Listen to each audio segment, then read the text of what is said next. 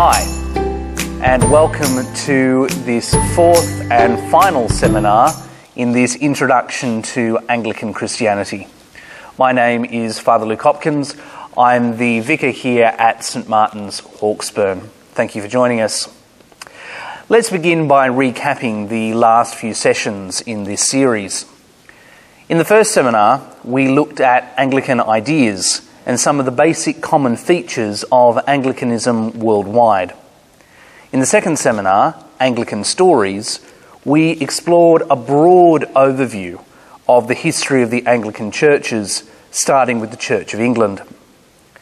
In the third session last time, entitled Anglican Fountains, we looked at some of the sources for our Anglican identity and thinking, particularly with reference here in Australia.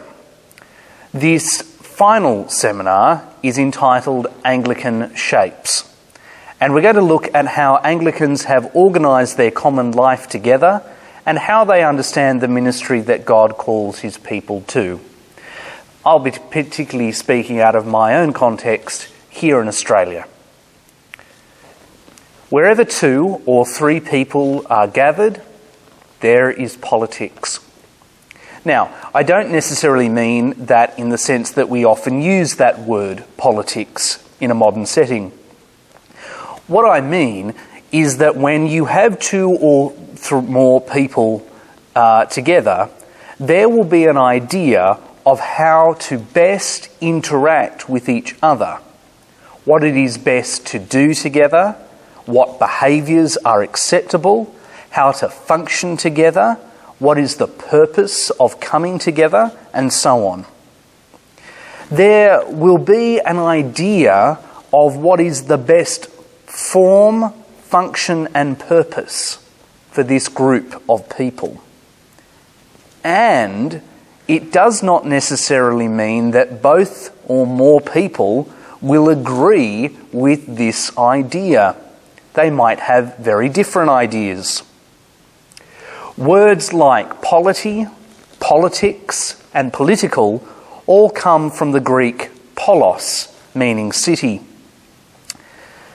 In ancient Greece, an ecclesia was a gathering of citizens that made decisions for the polis about how it should be organised, governed, and what would be good for the citizenry.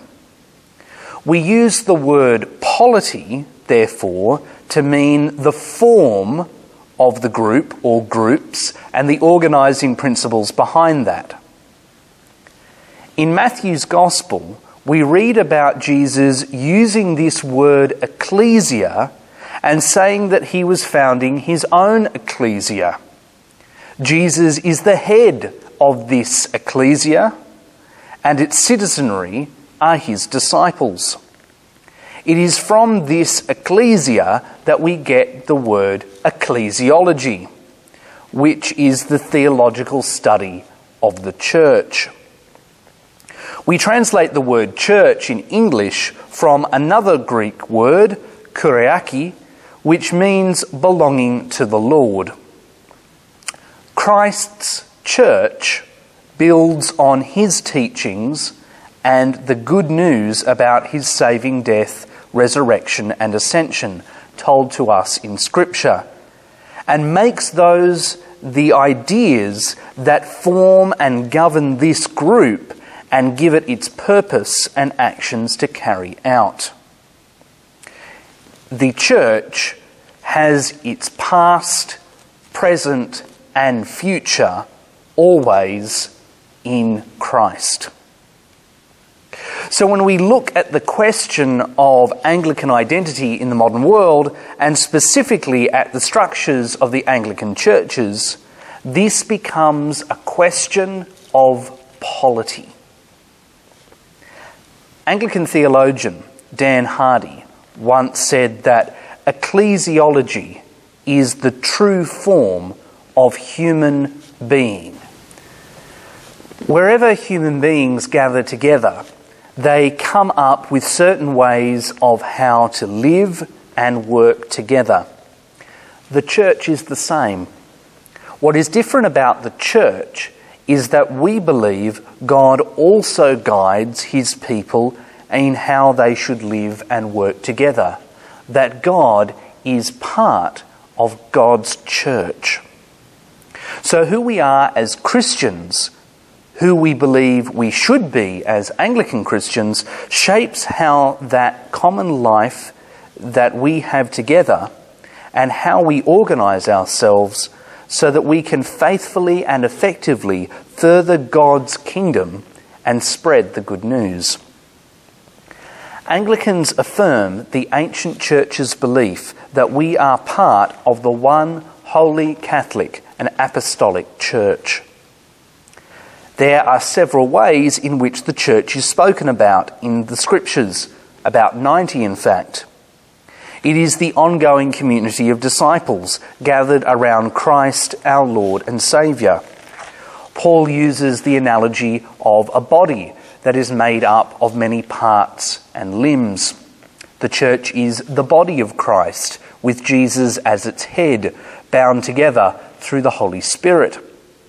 It is described as the bride of Christ, as being like living stones being built into the temple of God, as like a flock of sheep of which Christ is the shepherd, as being the field of God in which there are weeds and wheat.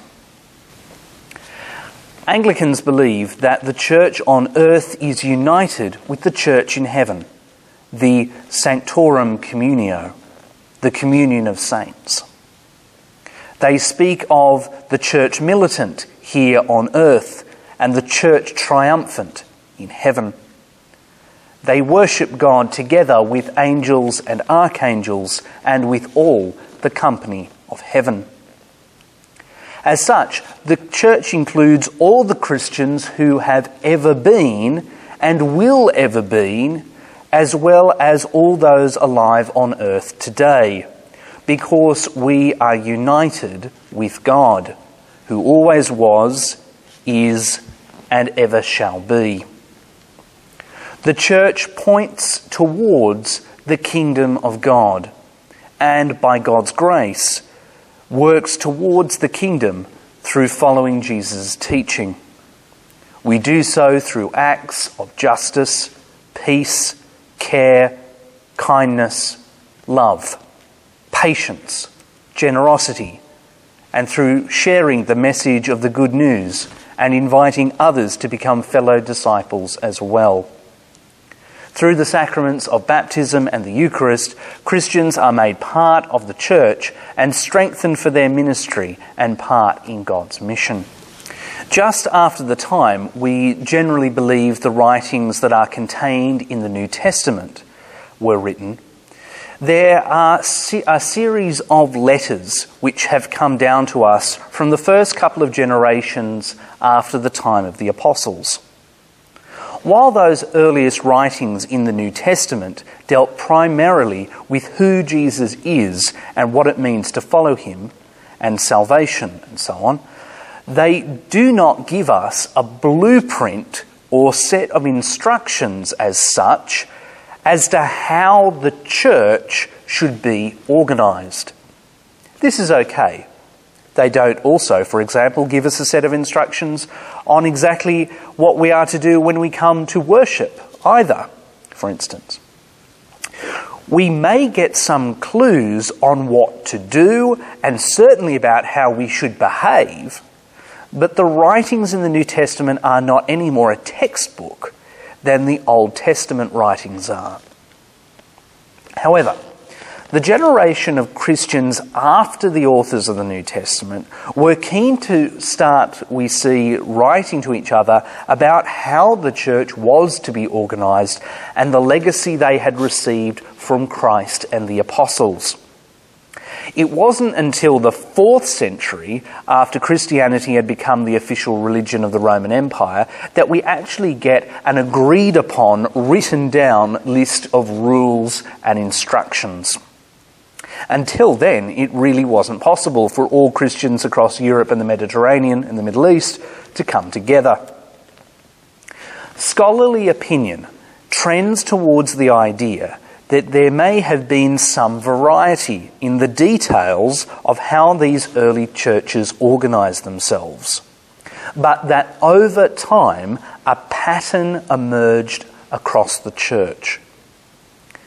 However, through their letters and treatises of these early Christians, we still get glimpses into how their common life functioned and roles different people had. While this basic Catholic order remained, and has remained more or less for 2,000 years in some denominations, how the churches operated continued to develop over the course of the medieval period. The Reformation and Counter-Reformation period of the 16th and 17th century saw not only reforms in doctrine, but in the ordering of the Church in England as well as beyond that.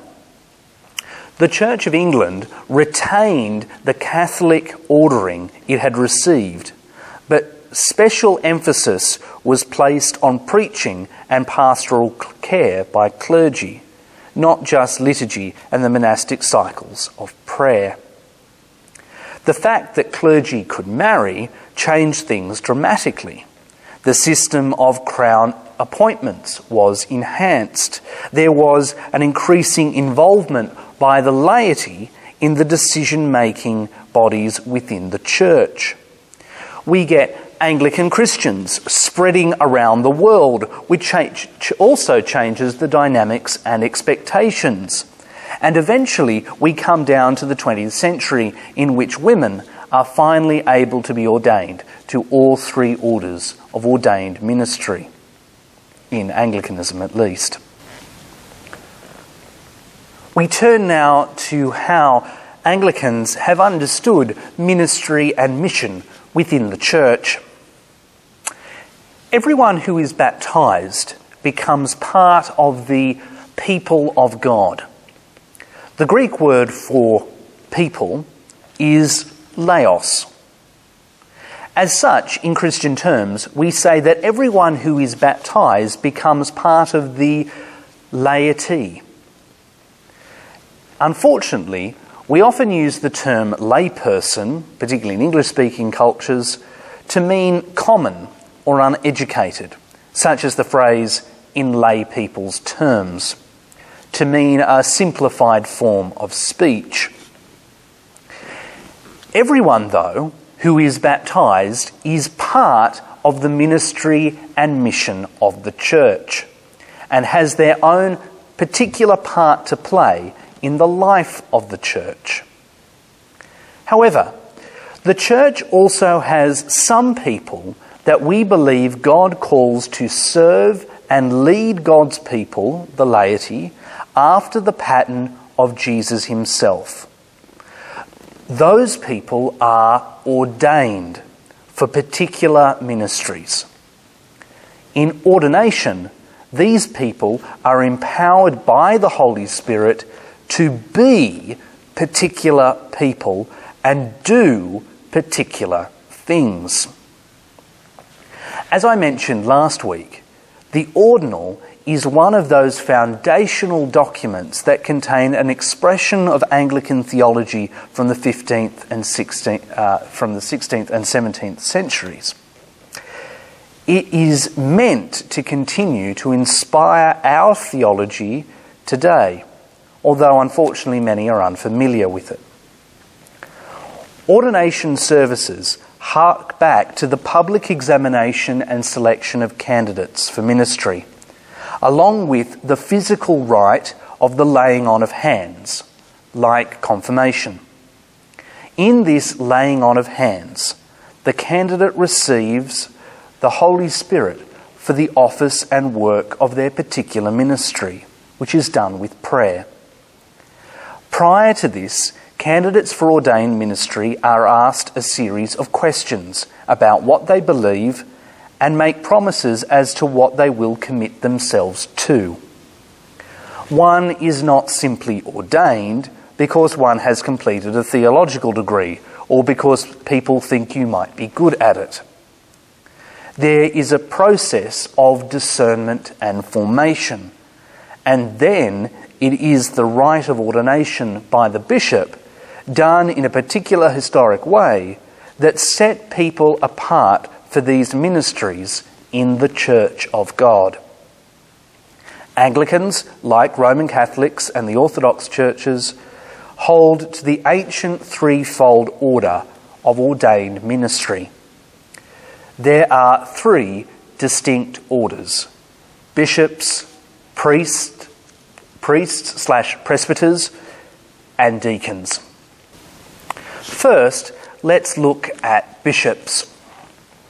All spiritual authority given to the church concentrates in the person of the bishop.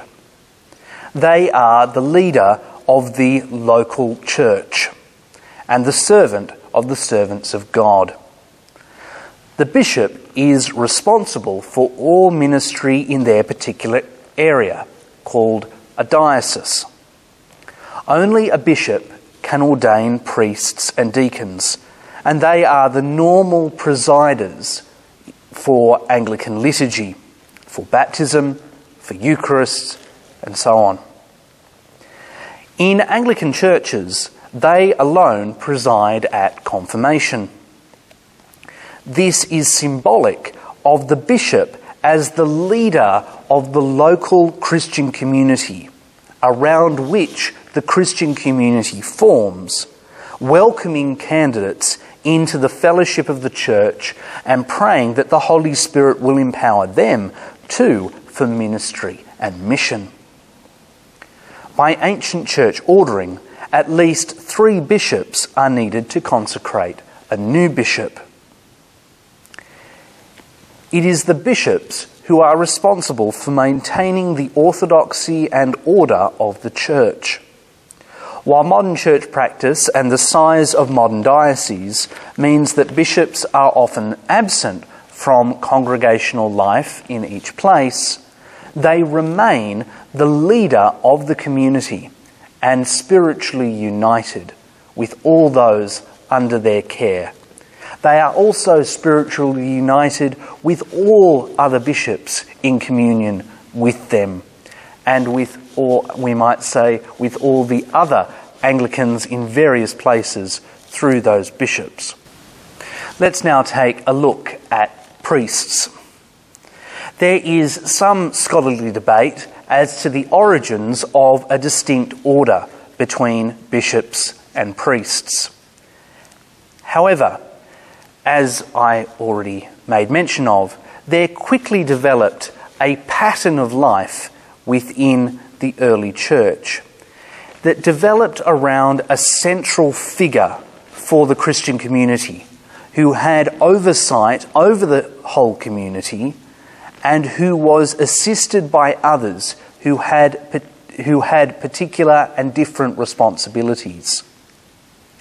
Once you have distinct congregations meeting in different places at different times, or even the same time, or even at the same time but in different locations, you need a representative to do what the bishop would do if they were there themselves. As such, we see this rise in the ministry of priests/presbyters. Presbyter is the word that is used in Greek, and we find in the New Testament, which is sometimes translated as elder. There is some toing and froing in the early church over terminology, but eventually we get a fairly established pattern that lasts for centuries. One is ordained to the order of priests, which is why we don't have priests and priestesses in Christianity. That kind of language is of a different kind of thinking. In the Middle Ages, there is a much greater emphasis on the figure of the priest at Mass, the one who dispenses the sacraments to the community. We see some of this legacy today. While there is certainly an understanding of the sacramental role of priests during the English Reformation, there was a much greater re-emphasis on the teaching role of the clergy and on pastoral care. When Cranmer and his colleagues wrote the Book of Common Prayer for the Reforming Church of England in the 16th century, they retained the use of the word priests. Although it is only really since the influence of the Oxford movement that some clergy have been personally called father and mother in Anglican circles. There remains different approaches and styles in this regard, which hopefully by now we're coming to see is typical of Anglicanism. Priests, in summary, are ordained to exercise ministry on behalf of their bishop. It's why I think we appropriately use the term vicar here in the Diocese of Melbourne, from the word vicarious. Priests are ordained to administer the sacraments, Eucharist and baptism. They are also there to pray for and with people and to anoint the sick. They are responsible for teaching and preaching.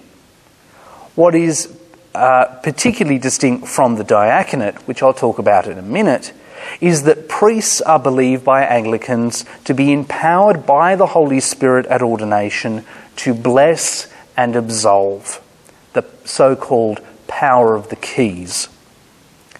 As they preside over worship in a parish setting in the bishop's absence, or perhaps in a chaplaincy, or in a school, or in any kind of institution where they might perform that particular ministry, they announce God's forgiveness and consecrate the elements of the Eucharist, which become Christ's body and blood to us as we receive them by faith, and declare God's blessing on his people.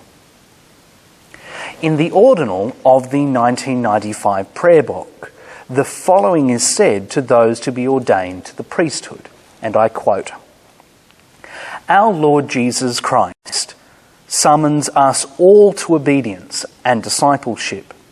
In baptism, we are called to be a royal priesthood, a people belonging to God, and to make Christ known in all the world. Now you are responding to the call of God and of the Church to live and work as a priest, a pastor and teacher for God's glory and the strengthening of God's people. You know the responsibility and significance of this office. I now exhort you," says the ordaining bishop, "in the name of Christ, to take up your calling with joy and dedication. As the Lord's messenger, proclaim the gospel of Jesus Christ. Seek the lost, announce God's justice, warn and correct those in error. You are to encourage and build up the body of Christ, preaching the word of God, leading God's people in prayer, declaring God's forgiveness and blessing, and faithfully ministering the sacraments of God's grace with reverence and care. Together with your bishop and other ministers, you are to take your part in the life and counsels of the Church. Be a pastor after the pattern of Christ, the great shepherd, who laid down his life for the sheep. Be a teacher, taught by the Lord in the wisdom of holiness. Lead the people of God as a servant of Christ. Love and serve the people with whom you work, caring alike for young and old, rich and poor, weak and strong." End quote. Let's now take a look at the diaconate. Unlike a priest, we might say, a deacon doesn't have the authority to do particular things as such, like preside at the Eucharist and so on. It's more perhaps about what a deacon is, an ambassador of Christ.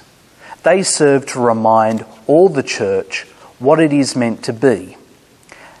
However, in saying that, deacons are commissioned to do particular things as well, but perhaps sometimes it's a little harder to recognise that, because they are commissioned, ordained to preach, to care, to pray.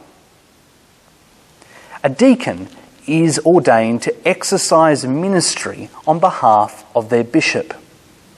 Deacon comes from an ancient Greek word meaning servant.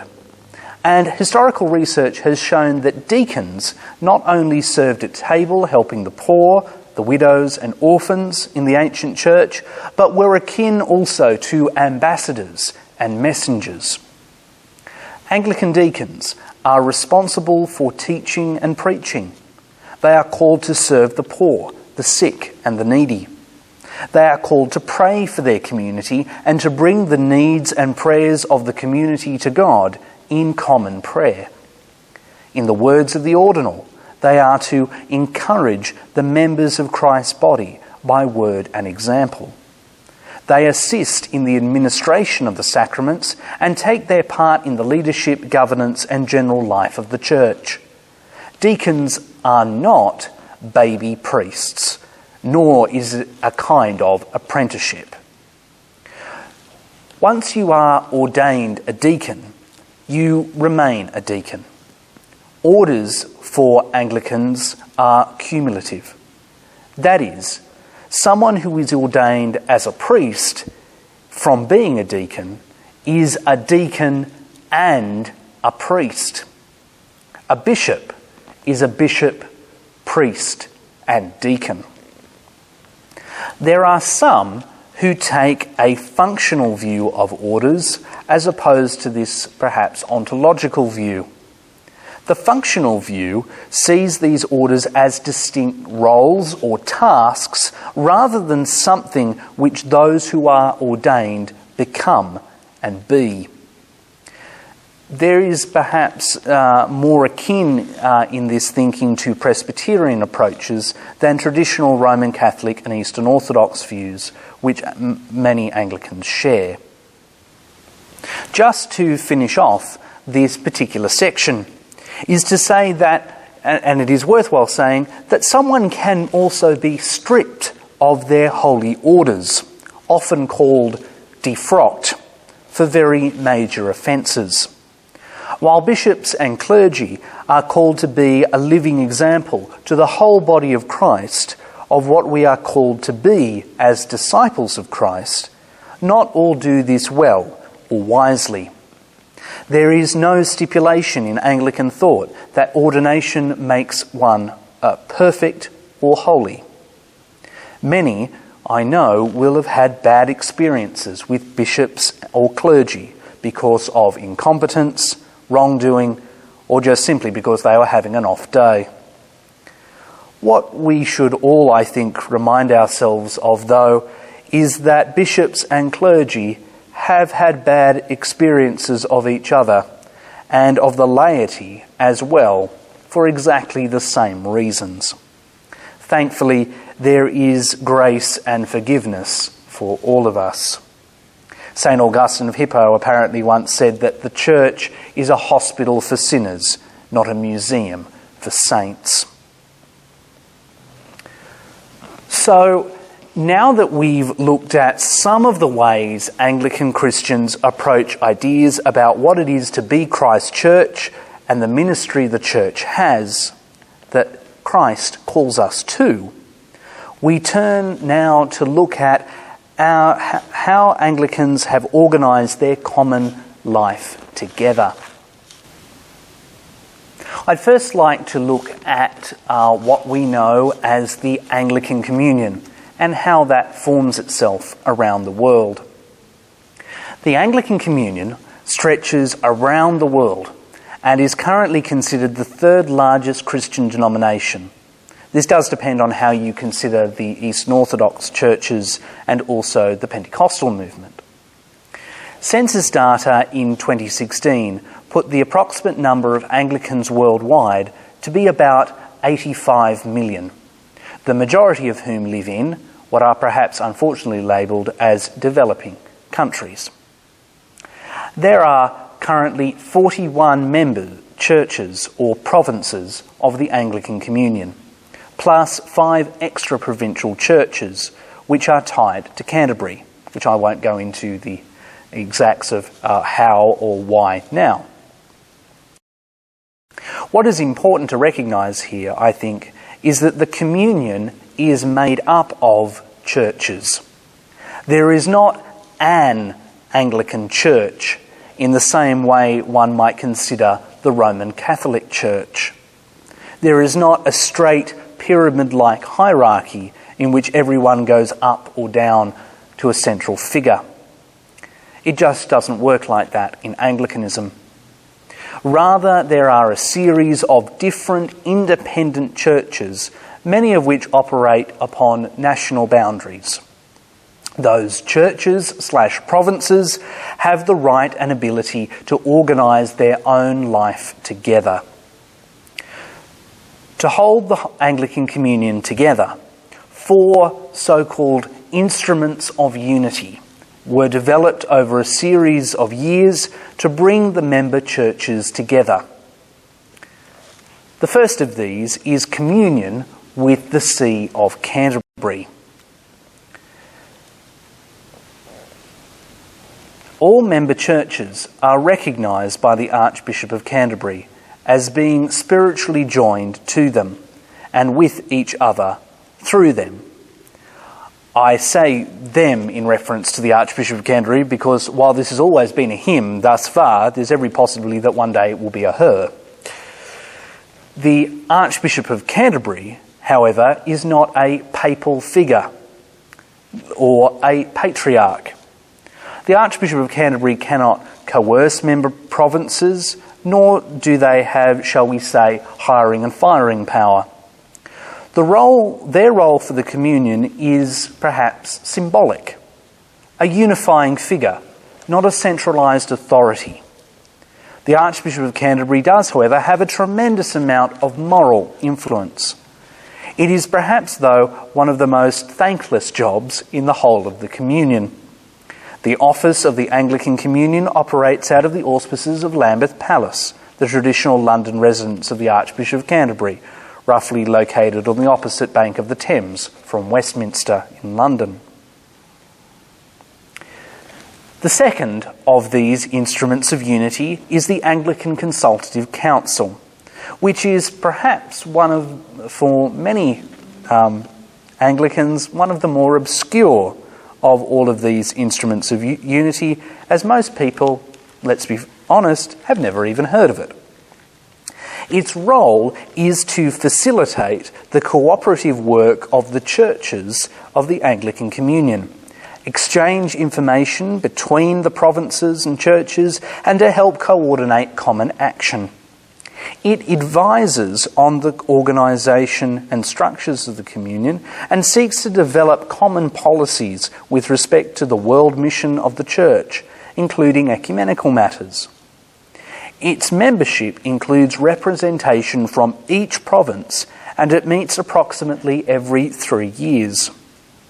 One might mistake it almost for a parliament or a synod, because its body is made up of bishops, clergy and laity, just like a synod.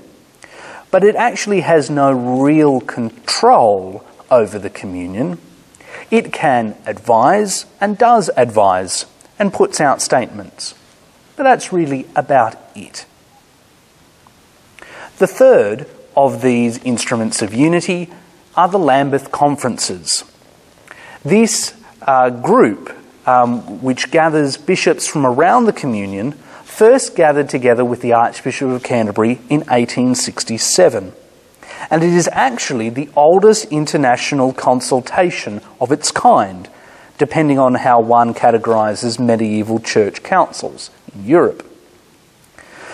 The point of this meeting was not to act like the old church councils, which had defined faith and order for the Catholic Orthodox Church, but support one another and try to reach a common mind on different issues, as well as coordinating and recommending common actions and initiatives.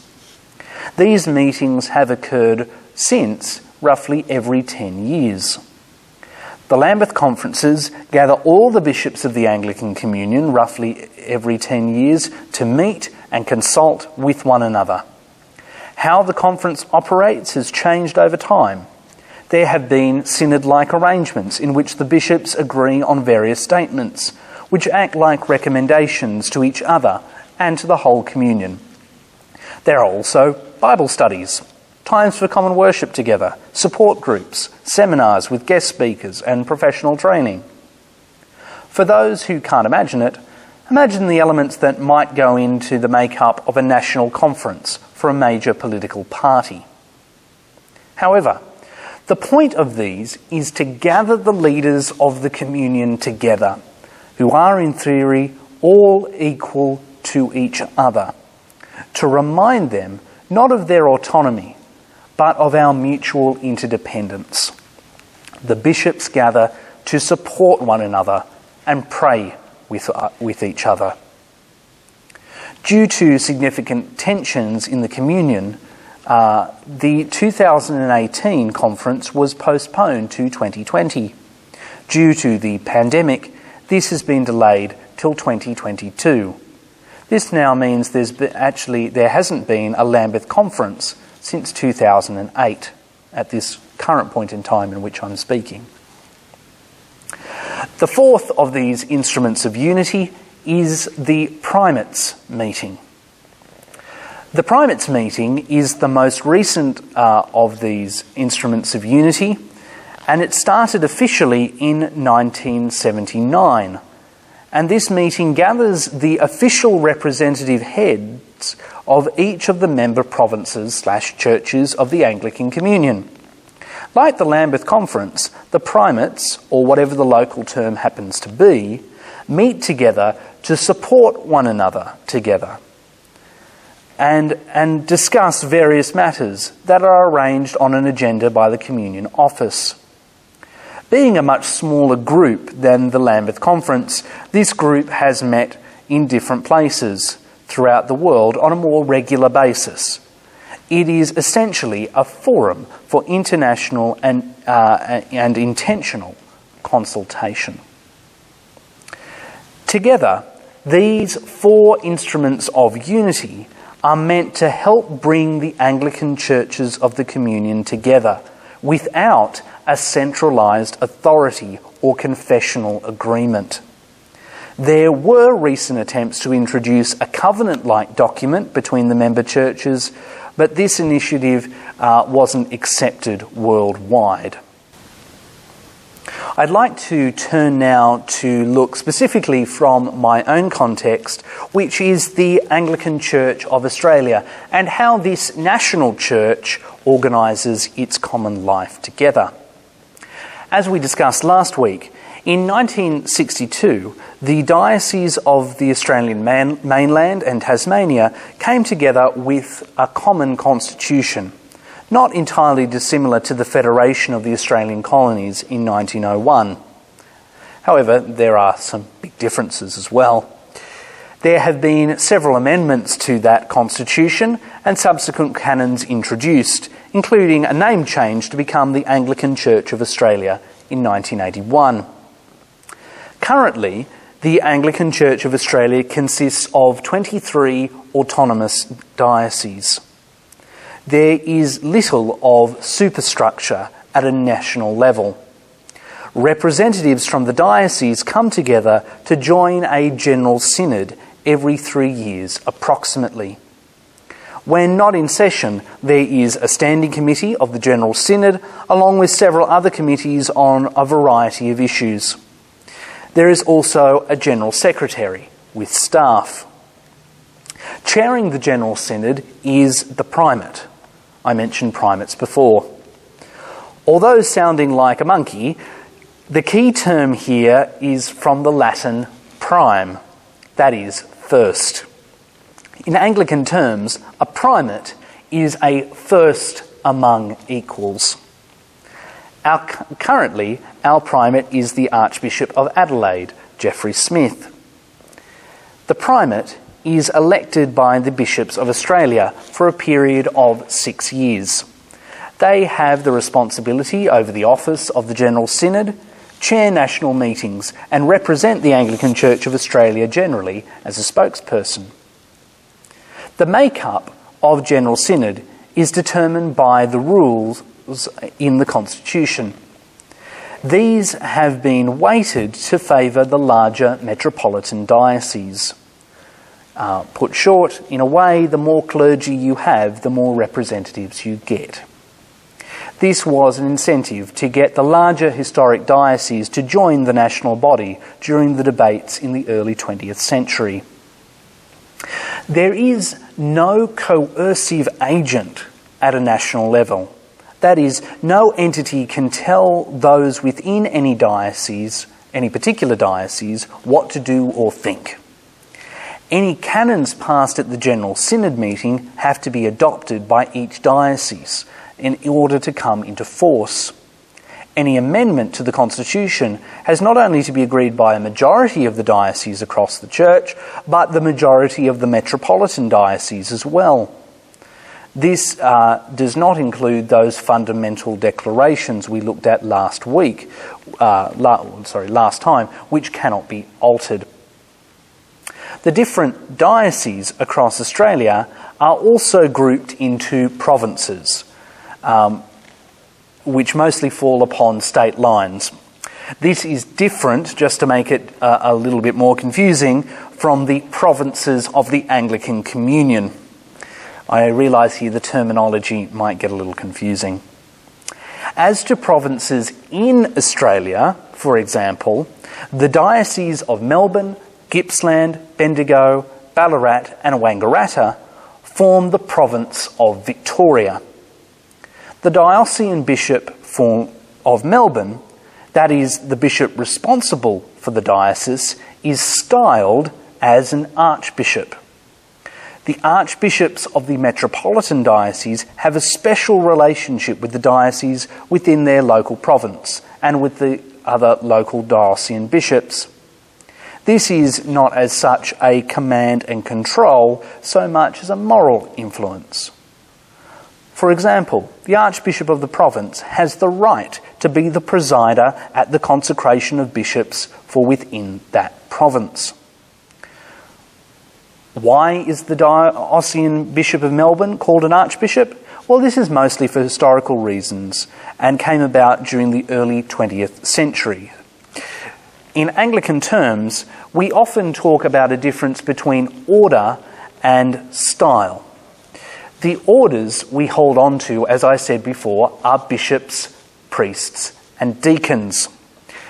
However, for those familiar with Anglican churches, you may come across references, like I have said, to archbishops or to archdeacons. The sense here historically was that the archbishop was the head bishop of a particular province or area, with several diocesan bishops in connection to them. They are, however, bishops. You're not ordained to be an archbishop. You are, as it were, there's a sort of, for want of a better word, a title bump. But it has a significant influence and role within local church life. I'm not downplaying this whatsoever. You might have also heard of archdeacons. Archdeacons came came to the fore during the medieval period and were part of what was known as the bishop's household, that is, more or less the bishop's staff. Archdeacons helped serve the bishop in particular ways, and they were considered, as it were, the head of all deacons within that area, as it were, the chief deacon, in a sense, hence archdeacon. We don't tend to use the term archpriest within Anglicanism. However, in some senses, the dean of a cathedral, that is, as it were, the priest in charge of a cathedral, often has a kind of archpriest type role, in the sense that they have a particular what's the word I'm looking for? A particular significance within the diocese and amongst their colleagues. It's also worth noting, just going back to what I was talking about before about provinces in Australia, that, before I move on, that the Diocese of Tasmania isn't part of any of these provincial arrangements. As the second oldest diocese, it has retained its own independence from these arrangements on the mainland. I'd like now to, as we're sort of narrowing our focus in, we've looked at the Anglican Communion, then the national church. Now I'd like to look at dioceses, and in particular, obviously, coming out of my own context here in the Anglican Diocese of Melbourne. In the Constitution of the Anglican Church of Australia, at point 7, it says, "A diocese shall, in accordance with the historic custom of the one holy Catholic and Apostolic Church, continue to be the unit of organisation of this church and shall be the see of a bishop." End quote. As I have mentioned previously, a diocese is the area of ministry for a particular diocesan bishop. I do make that, as it were, that clarification there, because we also have within Anglicanism bishops who are not diocesan bishops. Some of those bishops are simply retired from their ministries now, but there are also many assistant bishops, that is, bishops who assist diocesan bishops within certain dioceses. Across the dioceses in Australia, there are slightly different local variations on exactly how each of those dioceses work. As I said, what I'll focus on here is from my own current context in Melbourne, and some of the ways in which Melbourne Anglicans organise and operate. This will be similar to many other dioceses in Australia and across the world, but will also be very different from other dioceses in Australia and across the world. Such is the nature of Anglican polity. As I said earlier, the diocese is the definition of the local in Anglican thinking, although I admit not all Anglicans think like that, rightly or wrongly. The diocese centres on the diocesan bishop. In Melbourne, that diocesan bishop is styled, as I said, as an archbishop and is currently the Most Reverend Dr. Philip Freer. The network of the diocese includes not only all the parishes and congregations that come together for worship, but all the chaplaincies, schools, welfare agencies, theological training colleges, op shops, and so on. The archbishop licenses clergy to perform certain ministries within the diocese. It is not the case that once you're ordained, you can simply do whatever you want, wherever you like. The diocesan bishop licenses clergy to perform ministry. Just as a diocesan bishop may also license lay people to do particular ministries within that diocese as well.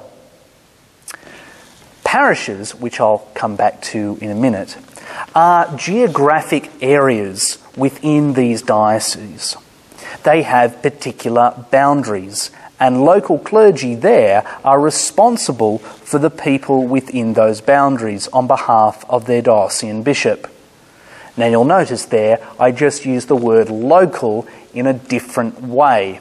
However, as I said before, the definition of local in Anglican theology is the diocese. It's all the people within a certain area connected to their local bishop, not apart from their local bishop. Parishes usually have a central place of worship within that particular geographic boundary. Some have many centres for worship and are led by a vicar who is appointed by the bishop in consultation with representatives of the respective parish. Or at least that's how it works here in Melbourne. other places across Australia and indeed around the world will have different processes there, sometimes very significantly different. Currently, the Diocese of Melbourne is broken up into what is called several episcopates, replacing the old system of regions here in this diocese. Each episcopate has an Aboriginal name, and an assistant bishop is responsible for the parishes and agencies within that particular episcopate. Here, in the parish of Hawksburn, we are part of the Marmon-Gatha episcopate with Bishop Genevieve Blackwell. Dioceses often have their property and money used through a system of trusts. Parishes, like this one, have the ability to use those properties and monies that are held in trust so long as they do so in the way that they are meant to be used. As such, the vicar nor the congregations own the buildings in which they use. Their ownership remains with the appointed trustees of the diocese, which here in Melbourne has now developed into the Melbourne Anglican Trust Corporation. Here right now in 2021, there is also the Melbourne Anglican Diocesan Corporation, the MADC, and Kiura. Both these entities have been set up by the diocese, largely in response to the changes in the law and in response to the Royal Commission into Institutional Responses into Child Sexual Abuse. The MADC operates as an employment entity and business operations for the diocese under modern law, and Kiura is the professional standards unit for the diocese. Lastly, but certainly not least, we also have the system of synodical governance here in Australia, which I have mentioned before. Synod is a gathering of the clergy and lay representatives of the diocese with their diocesan bishop to make decisions about their corporate life together in Christ. It operates like a kind of parliament for the diocese that meets roughly once a year and operates using a parliamentary model and procedures. This is reflected also in the General Synod I spoke of earlier as well. The Diocesan Synod makes decisions which affect all those within the diocese, which is why it is so important that we have good representatives from all our parishes and agencies to attend.